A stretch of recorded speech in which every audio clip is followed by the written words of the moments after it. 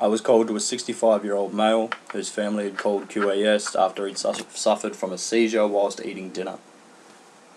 On arrival, the patient was GCS3, not responsive to any pain or any other stimuli I could give him, was not talking with no eye movement. On dispatch of this job, I was given the role of patient care officer. I was nervous at the time because even though I had worked patient care before, I hadn't so for a job class as a 1 alpha. So on arrival to the scene, I was quite nervous. It was quite a chaotic environment, with family running around, screaming, and very concerned for obviously a loved one in their family. After I arrived on scene, I was able to calm down and begin my systematic approach. After performing a primary survey, I then moved on to my secondary and my status assessments, and I was able to do so systematically without getting lost until I started taking patient history from the family at the same time. After getting the relevant information from the family, I lost my way and had to go back and start my primary survey again. However, by going back and starting the survey over, I was able to do a thorough assessment and was able to do so safely, ensuring that I didn't miss anything. Whilst doing this, I was also taking in vital signs given to me by my mentor to take into account certain things that might be going on with the patient. My initial diagnosis of the patient was that he was suffering a post-ictal state after a tonic-clonic seizure. However, after talking to my mentor on scene and after reading Trimble, Canner and Smith's 2010 article titled Post-Ictal Psychosis, I changed my diagnosis of the patient due to certain symptoms of the patient not matching up with the post-ictal state. 10 minutes on scene, after delivering a sternum rub, all I was able to achieve from the patient was eye movement to pain. There was still no motor function and no voice, with incomprehensible sounds intermittently. I decided to radio for ICP backup, and as we waited on scene, I continued my assessment of the patient, with mostly focusing on my neuro assessment.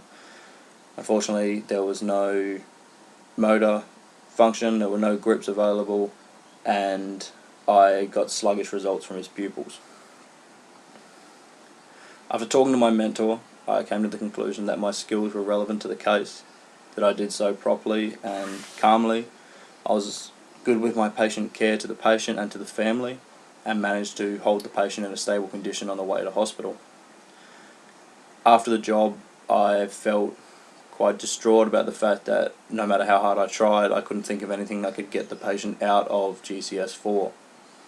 However, after talking to my mentor about the job, she said that sometimes there are jobs where it's just too confusing and that we can't diagnose and treat the patient, and that what we need to do is focus on managing the patient's symptoms and getting him to hospital safely.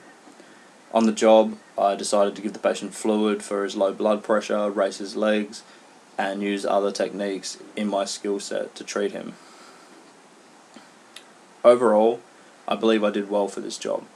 It was a patient care job of a 1 alpha. I wasn't used to the situation, but by using my systematic approach, I was able to go in, do the job calmly, and do what I needed to do to ensure the safety of the patient. My mentor assured me that I did everything possible on the job, and that radioing for ICP backup was the right decision. Over the past 6 weeks, every job has been different, and while I may have done patient care in minor jobs, I was able to go to this job and treat it initially the same as I would any other job. I went in, I did my primary survey, took my patient's history from the family, managed his condition and transported to hospital.